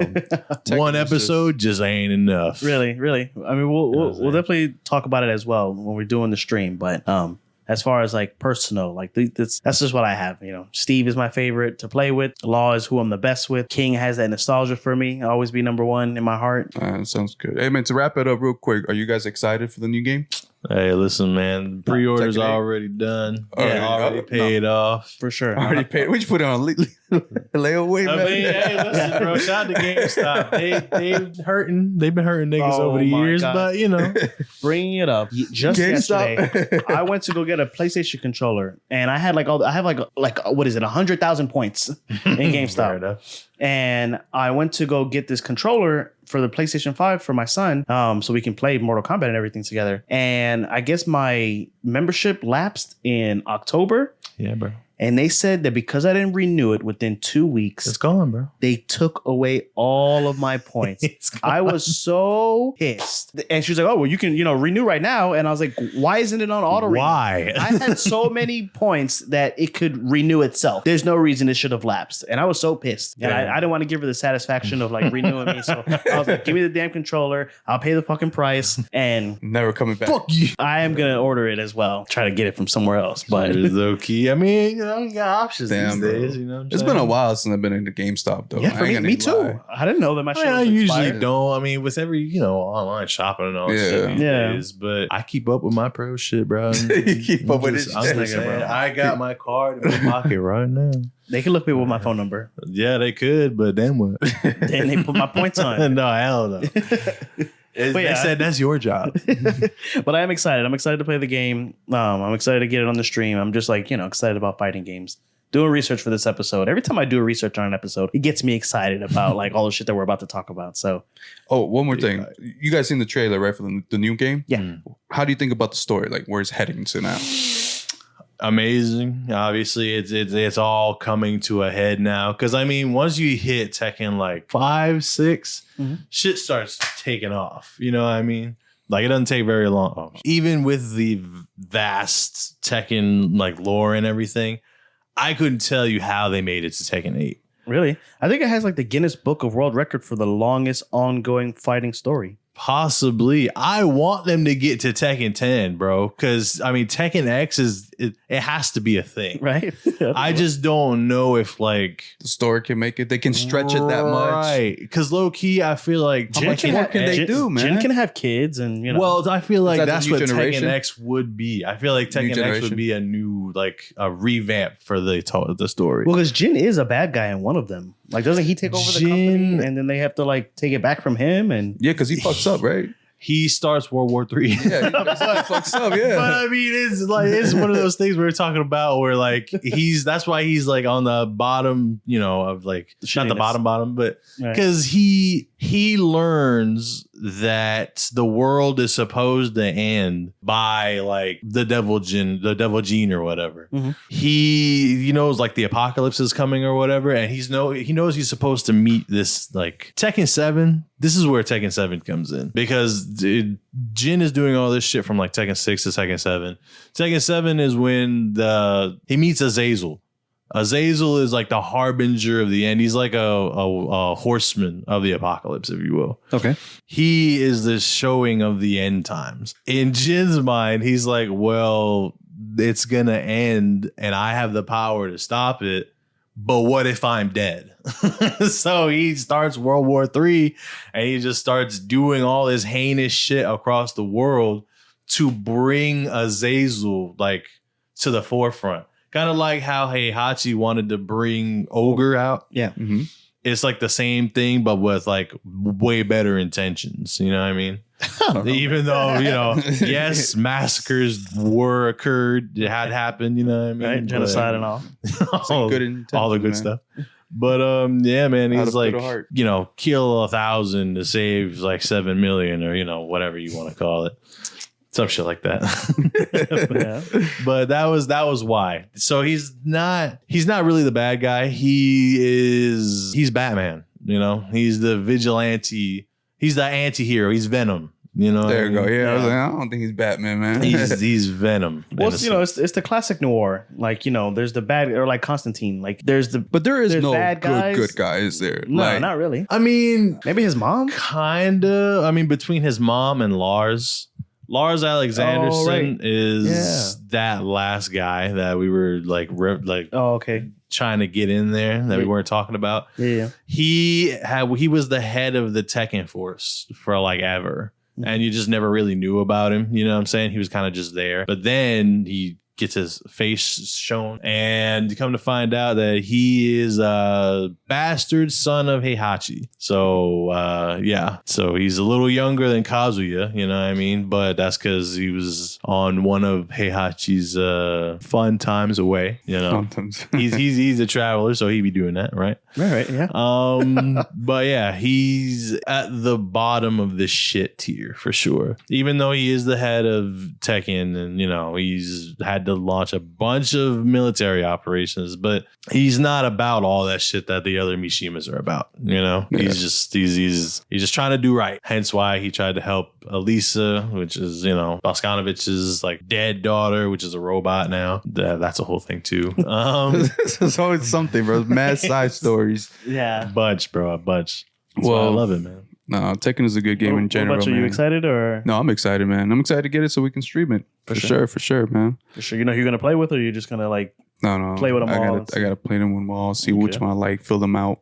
I do feel bad because sometimes I always go in like, you know, knowing who I'm gonna play with. But even like when we were playing Street Fighter, I try to play with the new characters. Well, that's what I feel like. I mean, if the stream is gonna happen, you should probably just start off with like new people. You know what I mean? Yeah. Just to make it fair for everybody. Be like, well, fuck, I don't know. You know, I don't know. You don't know. We don't know. It's nobody great, knows. I know. I will say I always like go off of like your characters too. Like I don't ever play with Heihachi or Kazuya or Jin, really? Just because, you know, that's your character. Same with like Sub-Zero, and I really like stick to like, you know, like my champions, you know, your trope, my brand, you know. I like being well versed with like anybody. Like if I don't like a character, then obviously I'm just not really gonna fuck with them like that. Yeah. But I like to know at least a few moves that I could pull out with. I was like that with Mortal Kombat 9. Mortal Kombat 9 is where I was like playing with a lot of the characters because you could play with Shang Tsung and then change into those characters. So I always thought it was cool to like just change into Baraka and then, you know, but I can fight with Baraka and things like that. So speaking of what I'm playing, Fred. I'm Mo Rocca, and I'm excited to announce Season 4 of my podcast, Mobituaries. I've got a whole new bunch of stories to share with you about the most fascinating people and things who are no longer with us. From famous figures who died on the very same day, to the things I wish would die, like buffets. All that and much more. Listen to Mobituaries with Mo Rocca wherever you get your podcasts. Lobo, Captain Kilimanjaro. What you reading? What you playing? What you watching? Yeah, damn. Well, let's see. What am I reading? I'm lapsed on the reading. I'm not gonna lie to you, which I need to. Sorry, man. I need to get it. I'm still gonna ask you every episode. Okay. I was like, damn, bro. I don't read as much. Right. Making me sound illiterate. No, that's fine. Oddly enough, part of it. What I am reading though is Kaiju number 8. Oh, he is. Oh, you picked it up, bro. Yeah, What you think? It's beautiful. It's good, right? I'm not gonna lie, I'm kind of pissed that they are making the anime adaptation because I thought they dropped it, but I am also glad for it because I have this thing where I will not read mangas that I think they're gonna turn into anime then like it's redundant. Gonna be not necessarily redundant because it's just like they can animate this shit so beautifully. That's why I never read Demon Slayer because of that factor. Right. You know what I mean? Now we can say the same thing about Solo Leveling. You know what I mean? So it's like those are the things I felt like Kaiju number 8 was safe because it's good, but it's not gonna be looking as like immaculate as those kinds. There was a point where I thought they were gonna like just stop making it. I felt like people weren't really into it like that. And the thing about it too, like when I started reading it, it felt really simple in the beginning. It did. You were like, okay, so where is this heading at? Like, this sounds like, you know, the usual stuff you would just read or your usual manga, like, you know, the low guy working his way up, realizing his dreams and then working at it, and then something happens to them, like he turns into a kaiju and stuff like that. But but then it feels like they're gradually adding levels to it. You know what I mean? And you're like, okay, now now you're making the story a little bit more interesting. I get it now. Like now you're trying to figure out, okay, like where is the kaiju's coming from? Right. What is like the villain's main purpose? You know, they don't really explain it much, and he doesn't talk about it because usually villains are pretty good about exposing their plan. This like is my plan. Well, since you're here now, I might as well just let you tell know. you. This is my 5-year plan. Check out my vision board. Exactly. I hope right. you don't fuck anything up. Right. But it's gradually getting good, man. Like, we're not gonna call it Attack on Titan yet, but it's, you know, Damn, you think it's heading that way? I mean, I'm not gonna say all that, but let's not act like that's not how it started. Okay, You know what I mean? When we were talking about Attack on Titan, we were talking about like how much of that do you think they had pre-planned? So No, they had a lot of that. they probably do have all that. Bro, if kaiju you stuff. writing this shit, you have to have majority of it thought out. Like, In order imagine to One present Piece, it bro. to a company. Like, you know how One Piece is so fucking long, and like, You think Oda knows where the One Piece is from Yes. episode 1? Yeah, bro. He knows from episode, because you got to present at least a couple of chapters, and then at least where is this going? Like, where is the end game? Especially if you're gonna take it to a house, a production house or whatever, for them to produce the book for you and stuff like that. It just you got to have some type of vision to where is this going. And I know One Piece, damn, like I can see Oda literally presenting this and being like, it's going to be almost 2,000 chapters. And you're like, what? We're going to start with a young, naive boy, doesn't know shit. There's going to be robots, and there's going to be samurais, and there's going to be ships that fly, that don't fly. That's why they're the goats, bro. That's why. Like, okay, man, so where are you heading with this? You gotta stay strong in what you got going on, man, because that's how it is. Just because people don't believe in you doesn't mean it's not gonna work. Keep doing what you're doing. Yeah, it's the same thing. He's doing. He's you know. Right. Go ahead, bro.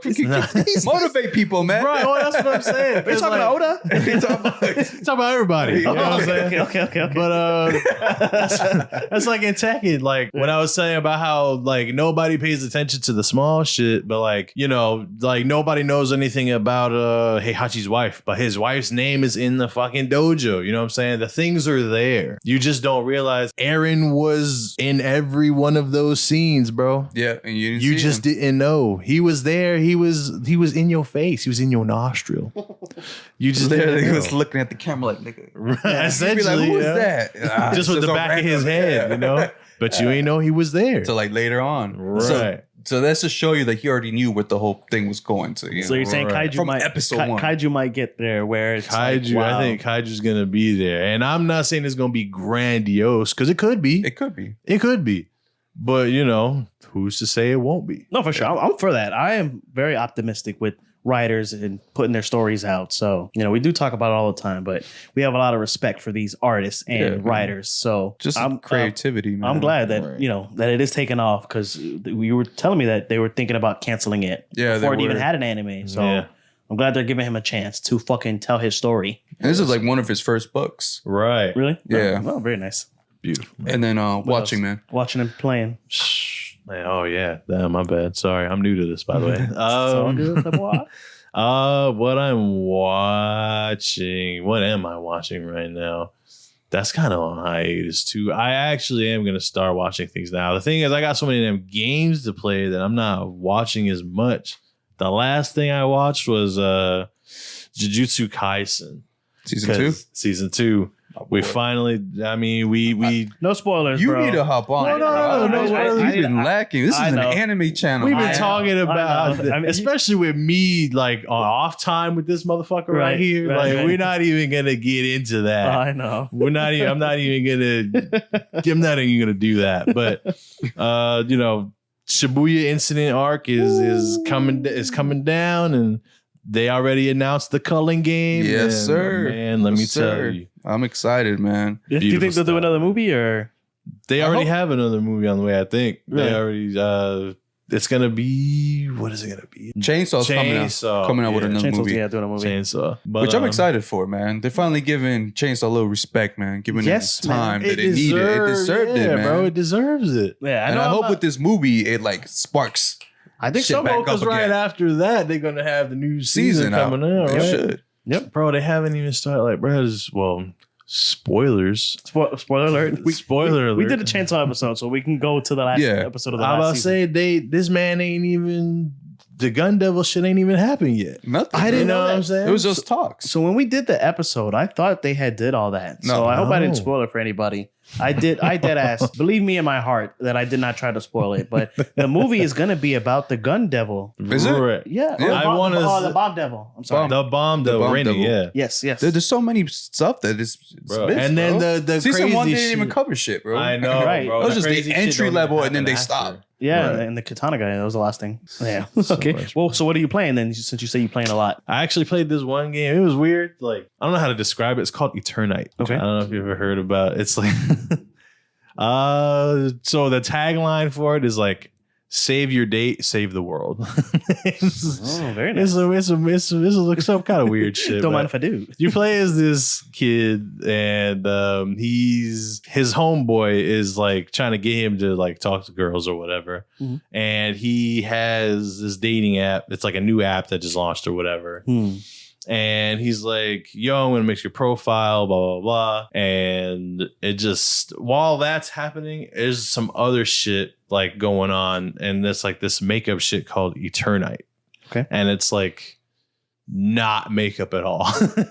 So I'm not going to spoil a lot of this stuff, but it's like you're the guy, and then you have these girls helping you out, and they all have different like elements and powers or whatever.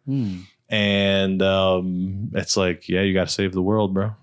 You do always play those like anime games. I do, bro. And I feel like the thing is, they don't never be going on sale. That's the only reason why I don't have more of them. Oh, right. But like, you know, that's why they don't never be going on sale, bro. Because even if it's some shit you never heard of, it's still clean. Yeah. You know what I'm saying? There's still good games to play. Like right now, like I finished my first run of Eternite. So I'm like, let me give that a break before I, you know, play another one and pick a different girlfriend, you know what I'm saying? And like, I'm not like that though, you know what I mean? Right. Now it's all Not in the real world. for the game. Yeah. Yeah, for Just the in game. fantasy. For the game, you know what I'm saying? In fantasy world. But now I'm playing Tales of Arise, and that's like another one of those kind of games, different play style and everything, but like another one of those games that don't really go on sale, but it's cool.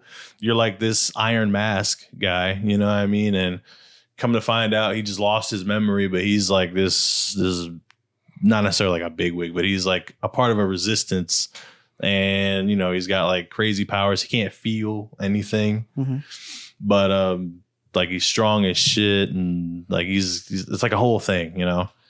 But yeah, that's so far what I'm playing right now, and then Okay. Cool. yeah, Cool. What about you, Lewis? What you reading? What you gaming? What you watching? What you gaming? What you watching, bro? Reading, man. I'm gonna skip that part for now. I haven't read anything yet. It's just you got stuff going on, man. Yeah, reading man. just goes by the wayside, man. I know, that's fine. Not to say that we're, you know, dumb motherfuckers, right? But it's just like, you know, you need time to be able to read I something. need to be able to sit down and just read. But right now, I haven't read anything. Haven't picked up anything. I'm thinking about reading Solo Leveling. Really? So that one is something I want to pick up. I buy it on Amazon. But I've been watching a lot about Solo Level, which makes me want to pick up the book. Mm-hmm. So, you know, I've been hearing a lot of good things about it. People has been saying this might be the anime of the year. You know, I've seen spoilers. I've seen just, you know, what it's about. And I don't know, something about this anime, like it sounds good, but I feel like I've seen it somewhere. Like the whole concept of it. Right? Like, it goes maybe. Like I'm trying to like see like what's so good about it, because at the end of the day, it's just basically a guy that has no powers. Well, he has powers, but like literally the weakest of the weak. He sucks, yeah. Like, and then just becoming the strongest of the strongest. I've seen animes do that all the time. I mean, so like what differentiates this one from, you know, other animes that do the same shit? Right. To call it anime of the year. You get what I'm saying? Because people have been saying this a year ago, since before they even started talking about. And they already dropped episode 1 for the animation. They did, yeah. My cousin loves it. He's been reading it for a while. Right. Yeah. And like I know it's what is it? It's a Korean manga Right. turned anime. So Manhwa. But the animation is kind of different too. Like, that's right, That's as well. yeah. you can see the difference. The art style this is different. Japan, Like, this is Chinese. Like you can Right. see it. Or Yeah. this is Korean. Yeah, You know it's what I more mean? like Chinese anime too, bro. Yeah. It's all very it's all just very different style.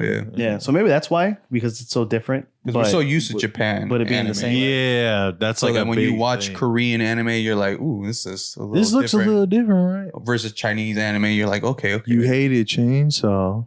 I didn't hate it. I just didn't. I just know it would look 10 billion% better 2D. I know it would. And I will even say this. I know we're off of it, but I think the Tekken would look a lot better if it was 2D animated.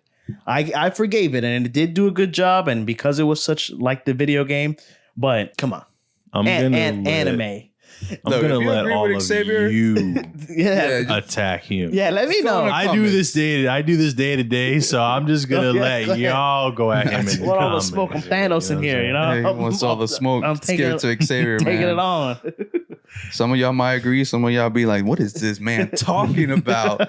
Always just talking about some random shit on this goddamn podcast. I hate this shit. Bro. Some dude just driving a car like, what the fuck is he talking about? That's big Portuguese. Unsubscribe. Nah, bro, don't unsubscribe. If anything, this is more of the reason that you should be subscribed, bro. Educate me. Put me on, man. Put me on.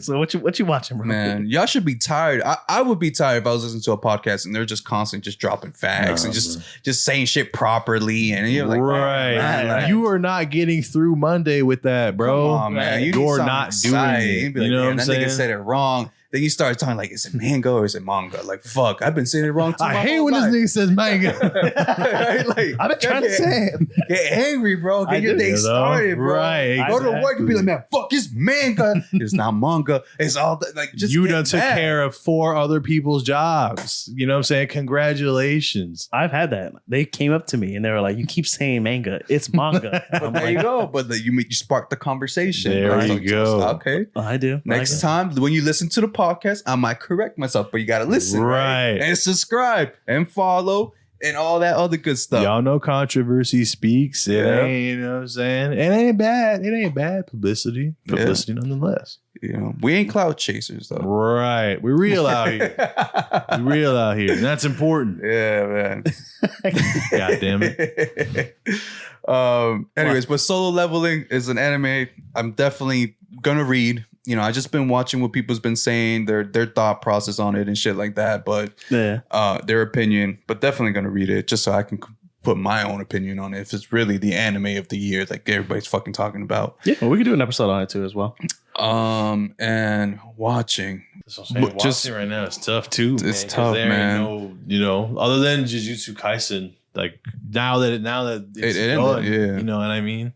Nothing's out right now like that. I've been watching One Piece. They dropped a new episode, but it's nothing great. They're still on the ship. Right. You know, they're traveling to the next island. So it's just like the in-between stuff from one island to the other. But you said no filler. It's not filler, right? It's not a filler, but it's still all, like, it's like a simple in-between. Like they're going to get from one island to the other. So, you know, they're going to have some ship episodes where they're just lounging around or Sanji and Zoro fighting some bullshit like that. Right. As per usual. As per usual, yeah. Or Luffy's. It's funny because this episode made me laugh. There's really no spoilers into it, but I think it's just funny because they're literally like in the middle of a storm. Nami's like guiding them, like make sure, blah, blah, blah.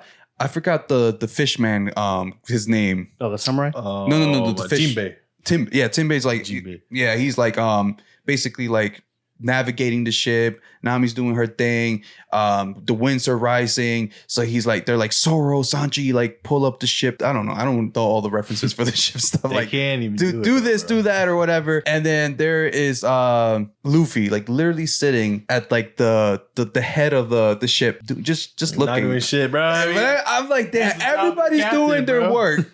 Everybody's putting in their time. And then here's Luffy like kind of just like doing his own thing. And I'm just like, same thing with Chopper. Like, but then Chopper's small, so they don't really depend on him like that. Chopper's a medic too, though. Yeah, he's just inside the ship, just kind of like doing his thing. He's on standby in case anybody needs hurt, to be hurt or whatever. Or bandage wrap. Or they need emergency meat. You know what I'm saying? Right. But like I was just looking at it, I'm like, is it because he's the captain? That's why like you don't really gotta do shit. But like everybody was making calls, doing actions, like making sure the ship gets to the island like it's supposed to get, you know, And I'm just like, here's Luffy, like, just like lollygagging the shit. Well, because Luffy's always like, you got to go back to all them times where everybody had to stand down and Luffy had to stand up. You know what I'm saying? Luffy always standing on business. You know what I'm saying? He's a businessman. You know what I mean? I see that. Going up against people solo dolo most of the time. You know what I mean? That's like when Zoro took all that damage for Homeboy. He was just that episode was nothing tough. Happened. That episode was tough. Nothing happened. This is why Zoro is literally like legit one of the best crewmates Luffy could have ever had. For sure. For right-hand man, bro. Yeah, bro. He couldn't ask for a better swordsman than Zoro, man. Yeah. This nigga holds it down. Even when like conflict comes, he like lets Luffy know, like, yo, you're the captain. Just reminding him, like, yo, remember who you are. We got this. We got this. You worry about this. We got the rest. Like, don't worry about it, Luffy. Like that's Zoro for you, bro. And I'm like, damn, bro. If I had a right hand man like that on this podcast, Lewis, don't worry about us. What? 102. Messing, man. Oh man. Ex my boy. I'm just playing around. But nigga cut me off the podcast, yo. I'm sorry. Yeah, right. You were afraid to do the podcast. I'm sorry. Kid Lewis no longer in the podcast. We had to terminate his contract. Man. All right. So how about you, bro? What are you watching? What are you reading? What you playing, man? Sorry with the reading, because I know you be reading. Still reading. So still reading the same shit. Chainsaw Man, Dr. Stone. I'm far behind on Dr. Stone. I'm like super behind. It's about to end, right? I saw somewhere like it's featuring this end, right? Yeah. So, just trying to catch up before it ends. And then I am reading Mashal because Mashal's done, and we have like Mashal, Magic and Muscle. I thought it was Mashy. No, Mashal. It's Mashal. Yeah, that was Mashal the whole time. Yeah. So that one has ended as well, and I'm also still caught up on Wild Strawberry. That's still early. It's like only 13 issues. I still got to read that one. Oh, and one that I wanted to read, but then every time I go to read it, and I'm reading it on the Shonen Jump app, but Samurai 8. It's like a manga by the guy who made Naruto. Oh, I think I might have heard about that. Like, every time I go online to see things about it, they talk a lot of shit about it, and they're saying that it is bad. But I want to check it out. Everybody's their opinion. Everybody said Boruto was bad. It is bad. So it's bad, but it's picking up. He's saying Fred says it gets better. It gets better. Yeah, after how many episodes? To finally decided way too many episodes. Yeah, to be honest. You know what it is too? I thought that the whole thing with Boruto is that they kept leaning towards Naruto in the beginning of Boruto. Like they just kept leaning on him as the Hokage. Yeah. Like giving him also like a spotlight in Boruto. Naruto Part 2. Exactly. That's what it's called. Boruto, so as Naruto, soon as they kind of got rid of Naruto, that's when it started getting big because they put all the focus on Boruto and actually like expanding him as a character. Right. Yeah, well, because he doesn't have any jutsu, bro. Like that's why Boruto in the first couple he's got the invisible seasons, Rasengan. It was just he boring. Created 2 brand new Rasengans, bruh.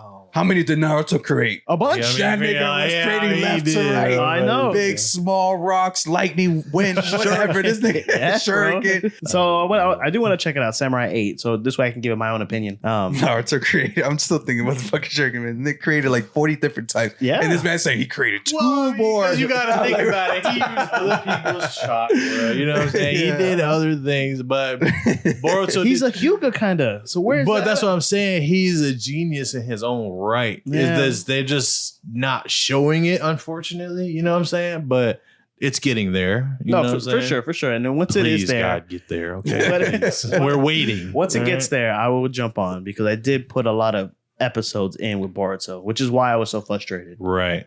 But because just like, where's the good? Yeah, where's the good? Where's the good? Opportunity cost. I was like wasting time when I should have been watching One Piece. There you go, man. You should have been watching Chainsaw. Been watching Chainsaw Man. Chainsaw wasn't out yet. Matter of fact, you should have been watching One Piece a long, low key. Yeah, I'm reading it. Man. I'm still far back though. I'm still at Skypiea. So what you call it? Oh man, I feel like you've been on Skypiea for like the last 4 episodes. Well, because there's so much.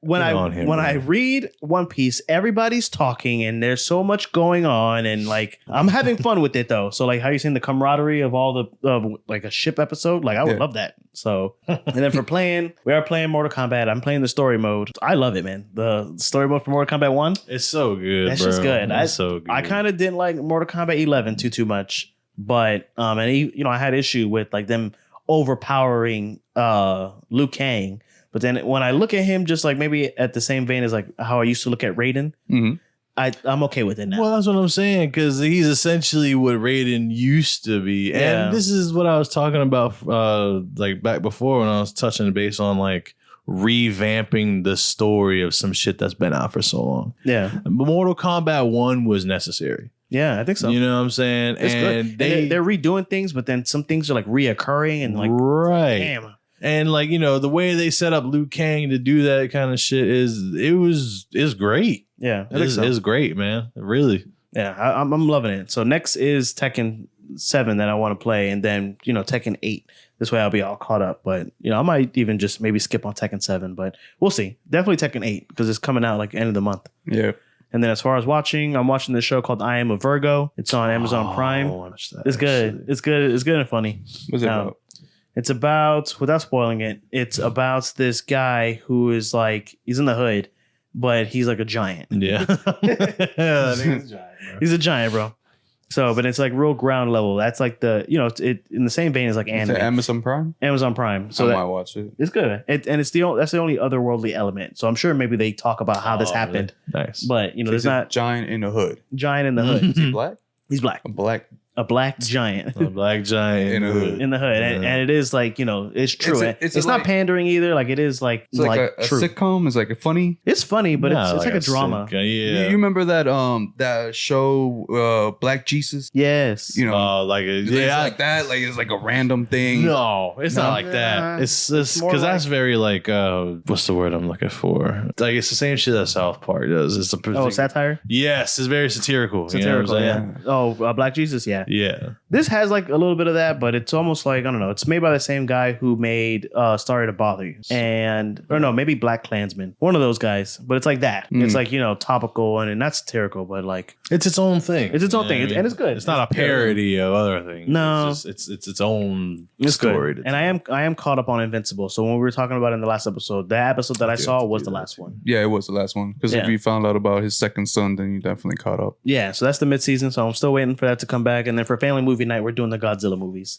I'm surprised that man didn't have any more children. The fact that he just had two, that man been living as long as he's been living. You would think that's probably why too, though. You know what I mean? Because it's just like they were talking about how deal with this later. They're allowed. It's frowned upon, but they're allowed to have children. But as long as they're like of a nice race, that's like a compatible or comparable to a Viltrumite. Yeah, they got to be able to conquer worlds, bro. Yeah. So so what about that bug planet? Scream compatible. No, I get the human. I get the human world. Like that makes sense. It's not though. That's why it was such a big deal. So his second son is a big deal. His second son's a big deal because he's not compatible. They look at it as a lesser being. Yeah. Oh, okay. So that's why they like Mark, because Mark was definitely like very compatible in the sense like they wanted to recruit him. He was like, oh no, he's a Ultimate. He's coming with us. No, and then whenever they do like, you know, with the parallel universes, like they fucking take over worlds like in other worlds. They are the Saiyans of that world. Really? For sure. Really? Oh yeah. There's like mad comparisons on YouTube about like Kryptonians, Viltrumites, and Saiyans, like being they're conquerors, they're conquistadors. Yeah, and I do like Viltrumites. I just even like the name Viltrumite. Like that's such a cool name for a race of people. They're I didn't want to say it. Right? Oh my god, I fucking love that show, man. I can't wait for it to come back. And then like I said, they do the thing. You don't have. I could just put my my profile on there. He does the thing. It doesn't have it up there, but what? Because who is it? It might be Johnny Cage. One of them says it is like Omni-Man is just like you may be my son is invincible. Oh, okay. I know what you're talking about. Does he say it though, or does it just the word? No, he says it because that'd be cool though. Yeah, it would. I was kind of hoping for it, but I was just like, And Godzilla, we're watching just Godzilla. So Godzilla, King Kong, and then we're gonna go Godzilla versus King Kong for the Family Movie Night. I still gotta go watch -1. I gotta see those too. You know what I mean? I don't even know if it's still out. I think it might be. No, I might wait for it to like hit on TV to watch it at this point. Yeah. I mean, I know we did the whole review, but I figured out that like the little ending thing that you guys kept talking about, like, we're not gonna say it. Yeah. But if you watch it, I finally figured it out. We told you afterwards. No, you did it. We did? No, you said to watch it. No, but after the episode told ended. Me, no, I don't think you did. No, maybe not. but no, it's good. And I like that King Kong movie, Kong Skull Island. movie's nice. It is, bro. It is. Like, especially, after this is a throwback too, because the other King Kong, I mean, it wasn't so bad. The original one? Oh my god, it was so long, and it was like, come on, man. It was almost like a love story. Like it always is. I'm not talking about the black and white one. I'm talking about that Percy Jackson. I'll say King Kong. This is another throwback for you youngins. Go look up the old King Kong. You know what I'm saying? Not black and white, like he said. It was like 20 years ago. This fucking what, Blackjack? Is that the one you're talking about? Yeah, that's the one. Yeah, the Jack Black one. The Jack Black one. Yeah, that one was just super long and super. I don't know, man. But it was like I like the whole him climbing the tower. That's the most iconic thing about King Kong. Kong Skull Island is the best King Kong movie. Oh yeah, no, for sure. Like it's an action movie for sure. Yeah, they did that one right. I wish they would have kept it that way. Like, but then when they start adding Godzilla to it, I feel like they switched it up. I do feel the same way. It's like it's where else the can they whole head? Thing, you know what I mean? But they made it for that though. Like Kong Skull Island was made after. It was made in between both of those Godzilla movies. It was the Monster Universe. The Monster Universe, and they were always going to make them fight. So, but no, I just love that it does hold up as a movie on its own. Right. And it's not like this whole, hey, check out this next movie. It's okay, well, I'm watching this movie. So can you make this movie good? Right. Yeah. So, so that's the show, man. That's the show. That's the show. Thank you guys for listening. Thank you guys for watching. If you're watching this on YouTube, remember to listen and on your favorite platforms. We're on Spotify, Apple, Amazon, and Google, and YouTube podcasts. So for sure, listen. Make sure you follow, hit the like button, subscribe, whatever you guys got to do to listen to us. And just enjoy, man. Thank you for our special guest coming out. Thank you, special guest, Captain Kilimanjaro. Yes, sir. Yes, sir. I'm trying to get started on these streams, man. So you give me, you know what I'm saying, on Twitch, Captain Kilimanjaro, YouTube. You got to get some editing in there. It ain't really up there yet, but we're working on it. The raw footage. We working on things. You know what I mean? It takes time, man. People don't really you don't think about it, but like when you go on YouTube, you just watch a random video, you're like, oh, it looks great and shit. You don't think about like the actual work that went behind it. It is work, man. You don't understand hours of editing. Why do you think that people would record some shit on like a Saturday and it could not come out until like a Thursday? Yeah, they're working on that shit for a while. Editing is tough. It is tough. No, it is tough, but I would say like if that's you get paid to edit. Yeah. That to me is like, bro, I would love to get paid to get edit. You know what I mean? In fact, but when you got like regular jobs and you got to do your 9 to 5 and you got your family, it takes longer. So like when we drop, I could drop the podcast in 2 days. Like it doesn't take me too long. But when we do the actual video podcast, that's why it takes like, you can see like, oh, well, they dropped that episode on the Tuesday. Literally it's a month from now and we're not just dropping it on YouTube. Yeah, it's just because of the editing part. Like it takes time. Seriously. You got to sit down. And any editors actually hit, you know what I'm saying? Either one of us at their business email or CaptainKilimanjaro@gmail.com. My business email, you know what I'm saying? Very nice, very nice. Yeah. So just things like that, man. But thank you guys for listening. Thank you for our special guest coming out and just hanging out with us on the fucking couch on the Norm's headquarters. You know what I'm saying? It's small right now, but it's going to grow. One day it's going to be a huge building next to Donald Trump building. Maybe. We're going to be better, obviously. Norm is going to. But yeah, man, this has been us. This has been Tekken. I hope you guys... The King of Iron Fist Tournament. King of Iron Fist Tournament. So just make sure you look out for the game coming out on the 26th of this month, January. And yeah, pretty much it, man. X, sign us out. Tune in next time for scenes from the next episode of the Hyperbolic Podcast, where Lewis and X test their muscle against magic in mashing magic and muscle. And we're out. Deuces. Bye.